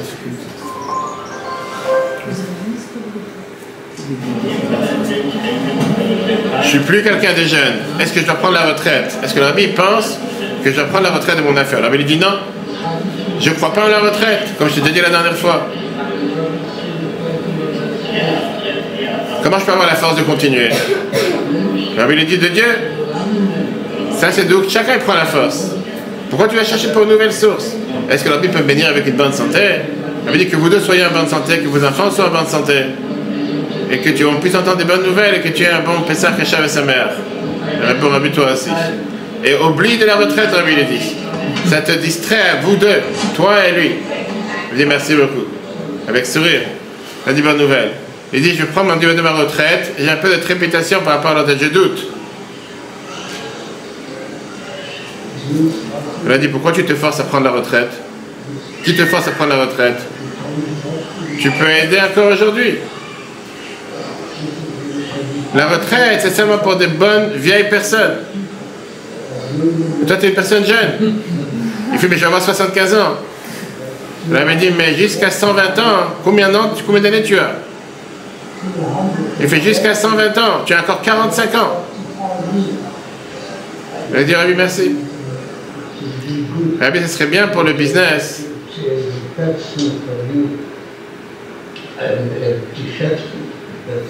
Et certainement de continuer dans les affaires. Ne même pas penser que Dieu nous en préserve à la retraite. C'est un des plus grands philanthropes américains. Tu dois gagner beaucoup plus d'argent pour pouvoir donner encore plus de charité et de faire ça avec une bonne humeur et en bonne santé, ensemble avec toute ta famille. Ça avance, t'inquiète pas, je ne vais pas aller à la retraite, il dit Rabbi. Rabbi dit, oublie la retraite. Moi, encore une fois, entre nous parlant, le Rabbi a montré l'exemple, c'est pas qu'il disait ça aux gens de faire, le Rabbi a 92 ans, travaillé à plein temps. On a dit, on est parti au OL, le Rabbi était debout sur le OL pendant 7-8 heures, prier pour le peuple juif à l'âge de 90 ans. Le Rabbi s'est pas dit, quand les gens, on va tout de suite voir justement, quand le Rabbi est venu à l'âge de 62 ans, en 1972, il y avait la grande Fabringen, qui était la réunion chassidique qui a été organisée pour les 70 ans du Rabbi. Le Rabbi il a parlé, il a fait part justement du fait qu'il a reçu des conseils de beaucoup d'admirateurs que maintenant il devrait lever le pied. 70 ans, il est temps de se reposer, etc. Et le Rabbi il a dit que d'abord il a énormément critiqué cette idée de vouloir aller à la retraite. Il a dit qu'au contraire, le travail maintenant doit rajouter dans le travail. Il avait dit que maintenant il va commencer une nouvelle initiative d'ouvrir 71 nouvelles institutions dans la nouvelle année, ce qui vient d'avoir 70 ans. Pourquoi le Rabbi était tellement, on va dire, opposé? Pourquoi le Rabbi était tellement opposé à la retraite? Qu'est-ce qu'il y avait tellement de dur que la retraite? Maintenant qu'on a compris l'importance du travail, et l'importance de travailler, et l'importance que quelqu'un il a en travaillant, on peut comprendre la valeur que la vue du Rabbi par rapport à la retraite. Parce que si le travail, c'est seulement de remplir le but de la vie, alors la retraite, c'est de se dire que, ok, j'ai plus aucun but, et maintenant j'ai plus aucune raison à être sur Terre, pour ça je dois aller à la retraite. Et donc on revient à la question qu'on a demandé sur la retraite. Le but de travailler, c'est pas juste pour avoir et payer des factures comme on l'a dit au départ, mais c'est d'amener la divinité sur terre, de faire entrer la Torah au travail, d'inspirer et d'avoir un impact sur les autres, de devenir des meilleures personnes, des meilleurs juifs, de pouvoir donner la charité au maximum, ceux que Dieu leur a donné un succès, la réussite. Ça inclut d'avoir un travail, une carrière, un business. Ils ont la responsabilité de continuer à utiliser cette plateforme de manière productive. Si maintenant la richesse, c'est pas juste un confort personnel, mais c'est une partie de la mission qu'une personne a là pour aider les autres. Quel droit une personne a là d'aller à la retraite? Aller à la retraite, ça veut dire de rejeter le bien, de rejeter le cadeau que Dieu il a donné à une personne. Écoutez une magnifique histoire que la Bible a racontée à plusieurs reprises. Il y avait une fois quelqu'un de très très riche et un carrossier qui sont arrivés dans une ville, en Pologne, en Russie, etc. Le riche, il est parti à l'hôtel du quartier, et le carrossier, il est parti pour aller arranger ses affaires, etc. Les deux sont partis se préparer pour Shabbat, ils ont pris une douche, et après, ils sont partis à la synagogue pour la prière du soir. En route vers la synagogue, le businessman, il a vu un grand wagon, une grande charrette, qui est parti, comme le vendredi, qui a fait hors piste, et qui était bloqué dans un tas de boue et quoi que ce soit. Et donc, il est parti pour aider. Le businessman il est parti dans le tas de boue pour essayer de retirer la charrette avec le chauffeur, avec le carrossier qui était vraiment à moitié perdu. Mais comme c'est quelqu'un qu'il n'a jamais fait ça dans sa vie, c'était pas du tout son rôle ni quoi que ce soit, quand il a essayé de retirer la charrette de la boue avec toutes ses forces avec l'autre personne, il a essayé de faire le maximum, mais au final, il avait les pieds dans la boue, le costume dans la boue, tout ce qui était vraiment... Le pauvre, il n'était pas dans ses meilleurs états. Il a réussi à esquinter son costume de Shabbat, ses affaires de Shabbat. Et bref, à part ça, qu'il s'est fait casser une main, casser un pied, il n'était pas dans les meilleurs états possibles.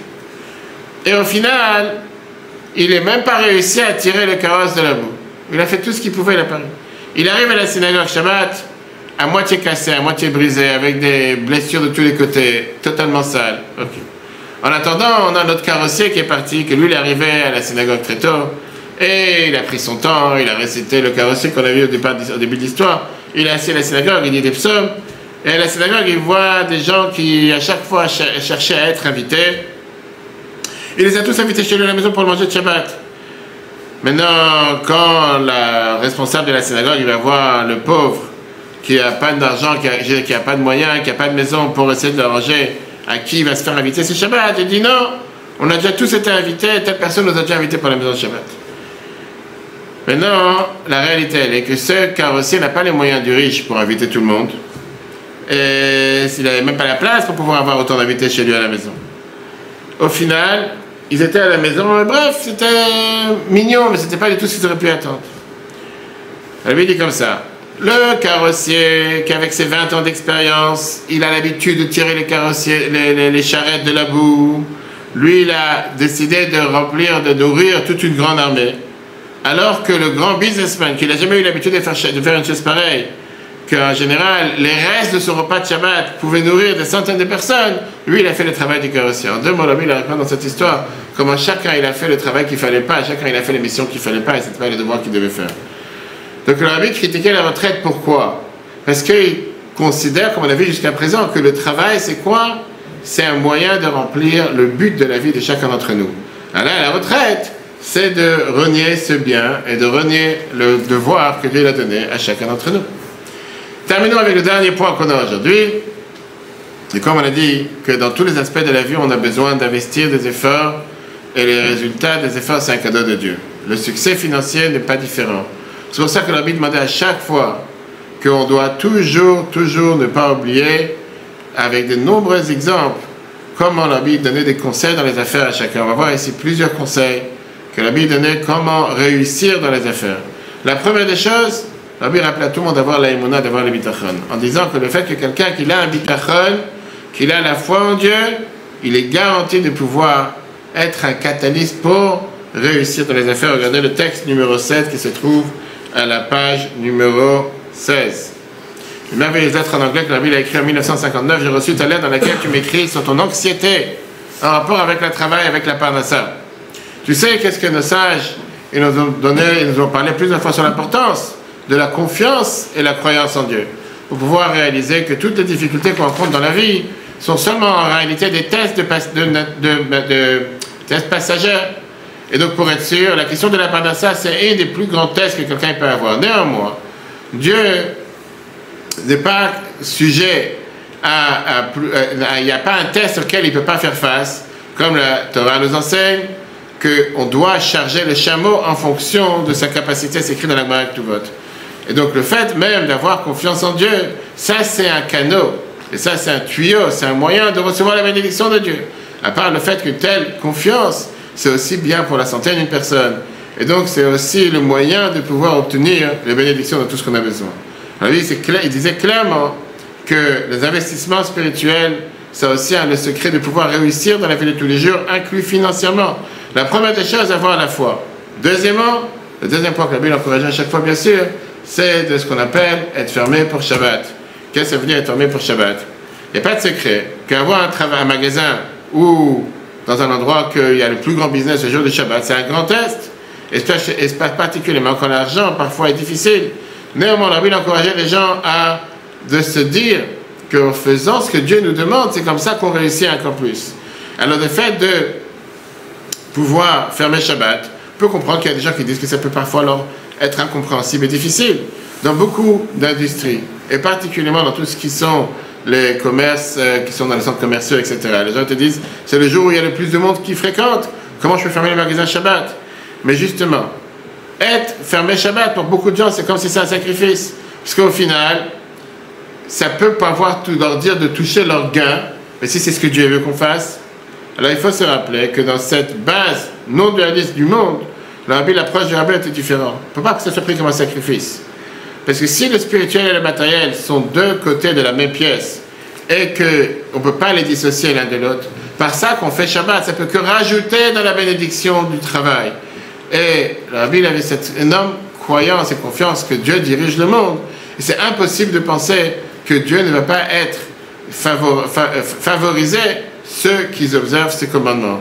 Même si ça paraît à l'apparence être contre-productif, au contraire, si tu penses avoir fait un sacrifice pour la Torah et les mitzvot, ça peut amener seulement un plus grand salaire et une plus grande récompense. Regardons le texte numéro 8 dans la page numéro 17.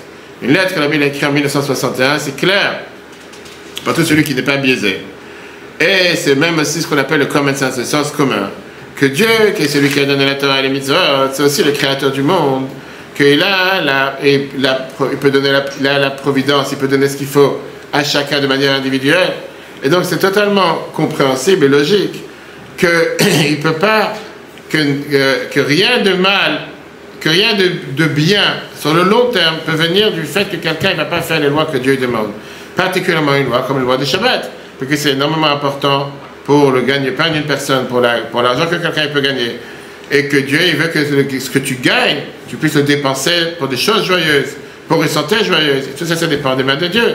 Et donc, vu ce qu'on vient de voir, c'est très clair que ton attitude doit être, même si tu n'as pas pour l'instant de proposition de business immédiate, c'est nécessaire, sans reporter plus tard, de ne pas prendre une offre d'un business qui peut interférer avec l'observation de Shabbat, en ayant la confiance en Dieu direct, que celui qui est capable de nourrir 3 milliards de personnes sur la planète et tout ce qui vit sur la planète, il est capable de te nourrir à toi et ta famille et te provenir tout ce que tu as besoin comme source de panassa qui ne soit pas en conflit avec la volonté de Dieu. Donc à part le fait de faire Shabbat qui rajoute dans la bénédiction de Dieu dans les affaires, c'est aussi un moyen de pouvoir recevoir encore plus de panassa. Parce que je fais ce que Dieu nous demande. Écoutons et regardons cette magnifique vidéo. 2 personnes montrent comment leur Bible a donné des conseils à des gens. De ne pas regarder, de regarder le fait de ne pas travailler Shabbat comme la clé de la réussite dans les affaires. Et ils vont dire comment clairement c'était quelque chose qui était impensable. Ils n'étaient pas du tout religieux et que grâce à ça, leur vie a totalement changé.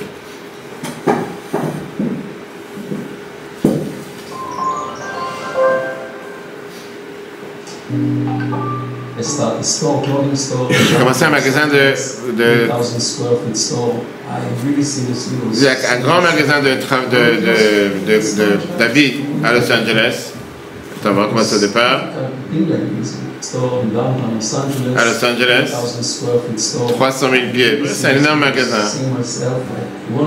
Je me suis dit, j'avais vraiment envie de fermer Shabbat. J'ai pas envie de travailler Shabbat. Mais c'était très difficile de penser à une chose pareille. Parce que tous les magasins, tout le business qu'on faisait, c'est Shabbat. Shabbat, je vendais entre 5 000, 10 000, 15 000 dollars le jour de Shabbat. Dans la semaine, peut-être 100, 150. Il n'y avait aucun rapport entre les deux. Et j'ai pris un loyer pour 20 ans, j'avais signé. Le patron m'a averti depuis le départ. Mais si tu penses laisser le contrat, je vais courir derrière toi toute ta vie. Je ne vais pas te laisser partir. Tu as signé le contrat 20 ans, c'est 20 ans. Donc j'ai écrit au Rabbi. J'ai dit, Rabbi, j'ai décidé de fermer mon magasin Shabbat.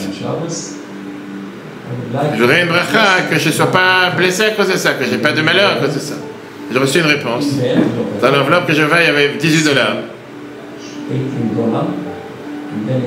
Et là-bas, c'est écrit. Premièrement, Shabbat commence à partir du coucher du soleil, vendredi. Deuxièmement, propage la Torah avec la joie. Troisièmement, donne la tzedaka. Donne la tzedaka de l'argent que je t'ai donné. Le lendemain, j'ai décidé, ok, je vais signer le contrat. Je vais signer le contrat. Et le patron n'était pas là. Je reviens à mon magasin. Il y a quelqu'un qui rentre dans mon magasin. Il veut acheter le magasin, il me dit. Je lui ai dit, mais va chez le patron. Il m'a dit, j'étais chez le patron. Il m'a dit de venir te voir. Il m'a dit, qu'est-ce que le patron il te dit? Il m'a dit, c'est toi qui as le contrat dans les mains. Il a pris un chèque, son chéquier, et m'a écrit un beau chèque. Je veux juste te dire qu'avec ce chèque, j'ai acheté une maison. Et j'ai commencé à faire tout ce qui est manufacturé. Ça, c'est lui dans la vidéo. Et je me rappelle aller voir le Rabbi, le dollar du dimanche. Et j'ai dit, Rabbi, j'ai eu un miracle avec le magasin. Le Rabbi, il a rigolé, et il a fait comme ça avec la main. Il m'a dit, ah, parle pas de ce miracle. Il fait, nous trois, on a un business et on ferme Shabbat. On voudrait avoir la bracha du Rabbi. Le Rabbi dit, tu fais Shabbat et Yom Tov?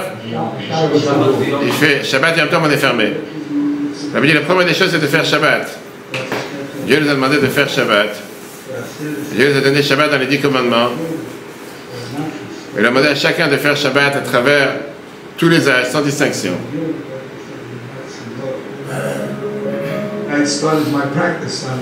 J'ai commencé mon travail, New Latz Avenue, et les choses avaient l'air pas tellement roses, comme on dit. J'avais un ami, c'est un dentiste. Et je lui ai dit qu'on a des problèmes. Ce jeune homme, il m'a dit que le rabbi pourrait m'aider. Donc j'ai fait un rendez-vous avec le rabbi. J'ai commencé à lui dire que ça ne va pas terrible les affaires à Brooklyn et que je n'arrive pas à trouver une place à Bayside et que je voulais commencer un bureau là-bas. Il m'a dit, est-ce que tu travailles Shabbat? J'ai dit oui, je travaille Shabbat. Il m'a dit, maintenant tu vas dans une nouvelle place, maintenant tu déménages, peut-être pense à ne pas travailler Shabbat. Et c'était connu que Dr. Wolinski ne va pas travailler samedi. Et c'était quelque chose que personne ne pensait à l'époque. Dr. Wolinski va à la synagogue. J'ai réussi énormément dans les affaires, financièrement.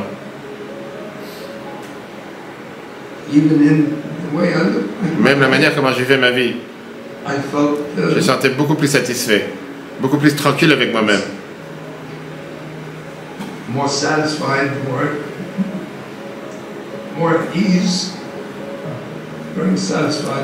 J'étais très satisfait d'être juif. Encore une fois, des témoignages comme ça, on en a sans limite.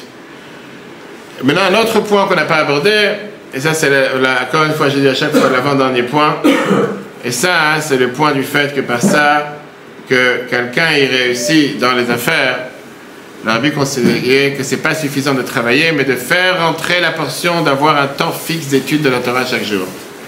Et ça, c'est une mitzvah qui est aussi important pour celui qui travaille. Parce que pour le rabbi, c'était pas de sacrifier du temps du travail pour l'étude. Mais non, on ne peut pas dissocier les deux. Et justement, en 1990, le rabbi a parlé à un groupe de partenaires, un groupe de supporters de Machan Israël, qui est le fond du rabbi. Et le rabbi a montré comment c'est important pour la réussite dans les affaires de consacrer un temps à l'étude. Regardons dans le texte numéro 9, page numéro 19, en 1951. Ça veut dire qu'un businessman doit consacrer une partie de son temps chaque jour à étudier la Torah. Et par ça, c'est pas seulement qu'il ne va pas manquer dans sa réussite et dans sa concentration du temps qu'il doit avoir pour réussir dans ses affaires, mais au contraire, par ça qu'il a un temps qu'il consacre à l'étude, ça va chez lui être de manière beaucoup plus une tête beaucoup plus claire, beaucoup plus calme, pour pouvoir penser, agir et pouvoir faire ce qu'il faut dans les affaires de manière beaucoup plus courte que qu'est-ce que ça prend chez d'autres personnes. Et par ça, il va avoir une beaucoup plus grande réussite dans les affaires et aussi dans la joie. Et comme c'est écrit dans la Torah, si tu vas dans mes lois et tu gardes mes mitzvot, à ce moment-là, je mettrai la pluie, vous recevrez la pluie en son temps. Par ça qu'on apprend la Torah, comme Rashi te dit, Dieu il envoie toutes les bénédictions sur terre, qu'on n'a pas de souci que les bénédictions ne vont pas être en retard, non, ils vont arriver en son temps. Là, si on résume, la Bible a demandé aux gens de fixer un temps fixe dans l'étude. C'est pour ça l'importance d'avoir un cours de Torah au moins une fois par semaine. Et si ce n'est pas une fois par semaine, plusieurs fois par semaine. C'est pour ça l'importance d'apprendre la mitzvah du jour, le chumash du jour. Et que quelqu'un doit se dire que même si je travaille, un temps je dois consacrer à l'étude. Alors même, comme l'a dit tout à l'heure, on parle tous sur l'importance de le travail. On parle aussi sur l'importance, on croit tous dans l'importance de donner la tzedaka et la philanthropie. Même si parfois c'est difficile de donner. Pourquoi? Parce que beaucoup de gens ils travaillent très dur et ils ont un certain montant qu'ils peuvent avoir. Et parfois, c'est difficile de sacrifier ses gains pour aider les autres. Les gens ils te disent donner c'est bien, mais c'est difficile. Mais dans la tradition juive, donner la charité de ce que tu gagnes, pas seulement que ça n'enlève pas de tes propres besoins, mais c'est le meilleur moyen de pouvoir avoir encore plus de réussite. Comme le prophète nous dit, plus tu donnes, plus Dieu te donnera. Donne le maaser pour t'enrichir. Et c'est pour ça que la Bible demandait, en fonction de ce qui est écrit dans le Shulchan Aruch, l'importance de pouvoir laisser au moins 10% le maaser, mais pas que 10, des fois plus de leur profit pour la charité. La Bible expliquait que ça, c'était pour leur bénéfice matériel. Elle avait dit que la science spirituelle derrière cette théorie, elle est que par ça que quelqu'un donne la charité de ses gains, et il est dit un pourcentage de ses gains à une cause beaucoup plus importante, il fait rentrer Dieu comme partenaire dans ses affaires. Et donc en demandant la réussite, quel meilleur partenaire tu peux avoir dans la vie? Regardons le texte numéro 10, la page numéro 20, une lettre que la Bible a écrite en 1960. J'espère que à partir de maintenant, tu vas réaliser encore de manière beaucoup plus parfaite et confidente que Dieu est ton partenaire dans tes affaires, par ça que tu me donnes la tzedaka, et c'est sûr que plus grand est la part de tzedaka que tu donnes, plus grand est la part de partenariat que Dieu il a avec toi. Et donc, par ça, tu peux aller beaucoup plus fort et beaucoup plus haut. Et j'espère entendre de toi des bonnes nouvelles. La Bible demandait aux gens de donner pas seulement 10%, mais plus que ça. Dans une lettre dans les Kodesh, volume 9, page 235, la Bible dit, oh, pauvre, que tu m'as écrit, que tu ne trouves pas quelqu'un pour acheter ta maison que tu es en train de vendre. Tu devrais faire Dieu un partenaire dans les affaires, par ça que tu t'engages à donner plus que 10% de tes gains, et pourquoi pas proche de 20%. Et grâce à ça, plus tu as un tel partenariat dans tes affaires, plus tu es garanti de réussir. Parce que Dieu, en étant son partenaire, plus tu investis avec lui, plus le partenariat revient vers toi. Regardons ici cette magnifique vidéo dans laquelle on voit comment la Bible encourage Dieu, il encourage les gens à avoir Dieu comme partenaire dans leurs affaires en donnant la zakat.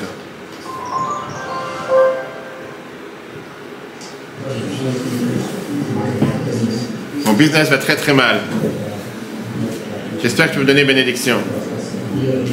J'avais dit, mets une boîte de zakat dans ton business, dans ton bureau. Et assure-toi de donner au moins 10% de l'income net, du gain net de ton business. Dis merci Rabbi. Que Dieu te bénisse et mets ce dollar dans ta boîte de zakat, dans tes affaires. Et dis merci Rabbi.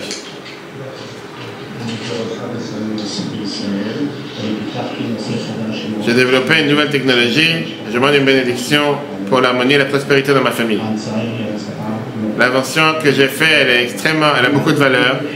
Et moi, on le dans l'électronique. Du storage de data, d'ordinateurs, d'informations par le téléphone. On est les seuls à avoir créé ça en Israël. Ça veut dire que tu réussis, c'est que tu as de bonnes nouvelles. Mais tu dois promettre à Dieu de donner au moins 10% à la charité. Du profit net. Et dit bénédiction et réussite.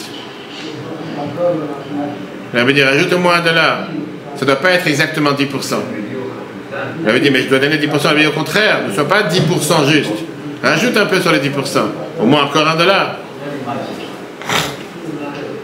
Et encore une fois, on voit ça que la Bible a répété plusieurs fois, et c'est ce que je dis quand les gens me demandent combien il faut donner au maaser. La Bible dit à chaque fois que si tu veux que Dieu soit exactement pointilleux avec toi, et qu'il soit exactement à la lettre, rigide, sois aussi rigide avec Dieu. Basé sur cette idée, on voit comment la Bible considérait que donner la charité, c'est nécessaire, même quand une personne elle a des difficultés financières et qu'il ne voit pas les moyens comme elle pourrait donner.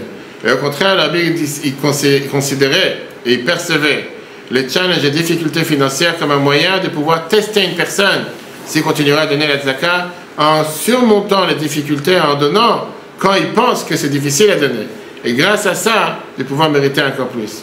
Plusieurs fois, il y a plusieurs points dans lesquels la Bible disait que si quelqu'un a des difficultés, il peut être partagé sur plusieurs moments, partagé sur plusieurs fois. Mais ne jamais penser qu'on peut donner de zakat que quand tout va bien. Au contraire, le test, c'est de donner de zakat quand on pense qu'il y a des difficultés et que c'est pas facile à donner. Dernier point pour aujourd'hui, c'est pour ça que la Bible voulait qu'il y ait des boîtes de zakat dans chaque maison, dans chaque voiture, dans chaque bureau. À combien de fois la Bible a demandé de fixer une boîte de zakat chez eux à la maison? La Bible a demandé est-ce qu'ils ont une boîte de zakat dans le bureau, est-ce qu'ils ont une boîte de zakat dans le travail? Et sinon, il les encourageait à en avoir. Pourquoi? Et il leur donnait $1 pour mettre ça dans la boîte de zakat. La Bible demandait à chaque fois de s'assurer quelle était l'idée d'avoir une boîte de zakat fixe dans la maison, dans la cuisine, dans la chambre des enfants, dans la maison juive, dans le bureau, de transformer cet endroit en lieu juif et que ça donne justement la priorité à une personne ou à un business que quand tu communiques avec les autres personnes, ta responsabilité envers les autres de devoir agir envers les autres. Oui. Du coup, quand ils disent le profit net, c'est le bénéfice ou c'est le chiffre d'affaires? Ça va voir après comment calculer. C'est le bénéfice. Ça va voir après comment calculer. C'est le résultat net. Assez pour voir la dernière vidéo avec Mrs. Blau et juste après, s'il y a des questions, et après on verra bien sûr le résumé du cours qu'on a vu aujourd'hui. Écoutez cette magnifique histoire.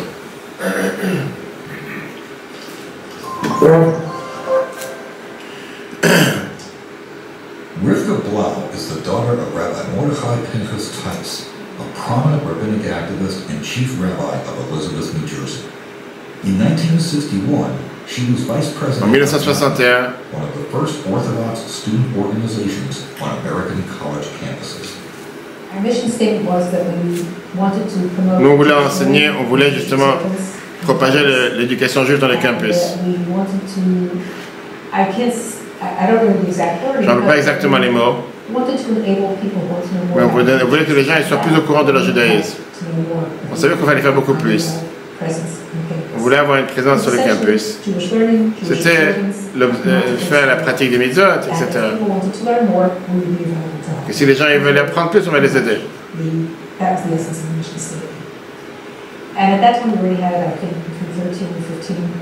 On avait environ 13 ou 15 groupes de collèges à l'intérieur du système. Dans différentes universités, on avait différents étudiants. Le rabbi avait un représentant qui venait à Columbia University, qui était ami avec le président de Yavne. Son nom c'était Feller. Il a dit à Joël et à moi que le rabbi voulait rencontrer deux représentants de Yavne. Comment on a commencé, qu'est-ce qu'on faisait. On avait un rendez-vous à 10h du soir, donc on arrive au samedi. On nous a demandé de rentrer voir le rabbi à minuit. Il nous a demandé beaucoup de questions dans le détail. Comment on a commencé, comment on a trouvé l'un l'autre, qu'est-ce qu'on a trouvé sur les campus, quels étaient les problèmes, quelles sont les possibilités, quelle opportunité il y a là-bas pour les gens qui sont intéressés à trouver encore plus sur leur judaïsme, comment on peut les approcher, qu'est-ce qui marche bien, qu'est-ce qui ne marche pas. Des questions qui sont vraiment au point. À la fin, il a dit, je vais vous demander beaucoup de questions. Est-ce que vous voulez me demander une question? J'avais pas de questions à demander au rabbi. Je pensais que c'était un magnifique rendez-vous qu'on vient d'avoir. Je dis non, thank you, j'ai rien à demander. Et la personne qui était avec moi m'a dit oui, je demandais. Je viens de passer Shabbat ici à Cronite, à Brooklyn, avec ce jeune homme que je connais de Lubavitch. J'ai connu beaucoup d'histoires sur vous. Je sais que vous connaissez les choses mieux que les docteurs, que s'il faut faire une opération ou pas, mieux que les avocats, comment agir dans tel ou tel cas. Tu connais plus les médicaments que les docteurs, tu connais plus la loi que les avocats. C'est quoi ce business? Donc la vie, il a rigolé. Et la vie dit, tu sais, quand une maison elle est construite, l'architecte il fait les plans. Il donne les plans au contracteur, c'est lui qui va mettre les choses en application. Le contracteur il dit au plombier quoi faire, comment faire la plomberie, au maçon comment faire la maçonnerie, à l'électricien comment faire l'électricité. C'est pas que le contracteur il le fait mieux que qui que ce soit, mais il peut lire les plans. Et c'est pour ça qu'il a donné les instructions. Il dit, Dieu il a mis dans la Torah comment créer le monde.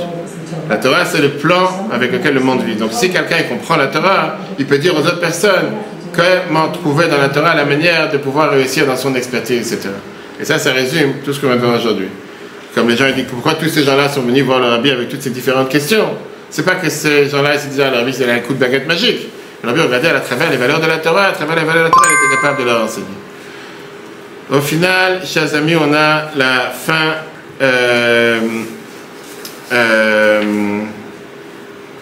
La semaine prochaine, si Dieu veut, on rentre du bureau à la maison. Et la semaine prochaine, on verra justement la clarté sur tout ce qui est la relation familiale, tout ce qui est l'harmonie domestique, l'éducation, comment créer un environnement magnifique à la maison. Pour l'instant, on termine avec la dernière vidéo qui est les key points, qui veut dire les points résumés de tout ce qu'on vient de voir aujourd'hui. Et c'était vraiment passionnant, intéressant de découvrir, je veux dire, sur le bout du doigt, l'approche de la vie par rapport au travail. Sens au travail. Numéro 1. Les gens venaient voir le rabbi sur tous les différents areas de la vie. Une compréhension profonde de la Torah. Deuxièmement, le travail, ce n'est pas juste quelque chose de nécessaire pour gagner sa vie. Mais c'est un but en soi. Dieu il a fait créer le monde d'une manière qu'on soit majoritairement du temps occupé à pouvoir faire et travailler les choses matérielles. 3. Le travail donne des opportunités pour inspirer les autres à devenir des meilleures personnes et gagner de l'argent. On donne la possibilité d'être partenaire avec Dieu en donnant la charité aux autres. 4. Le rabbi était avec un regard très critique sur la retraite, parce que le travail, c'est notre moyen de remplir le but pour lequel Dieu nous a créés sur terre. Et 5, l'investissement spirituel a aussi le secret de réussir dans tous les domaines de la vie, inclus financier.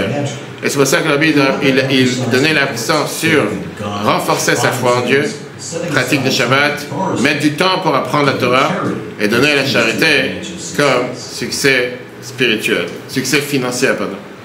Le cours sera replay sur etora.fr.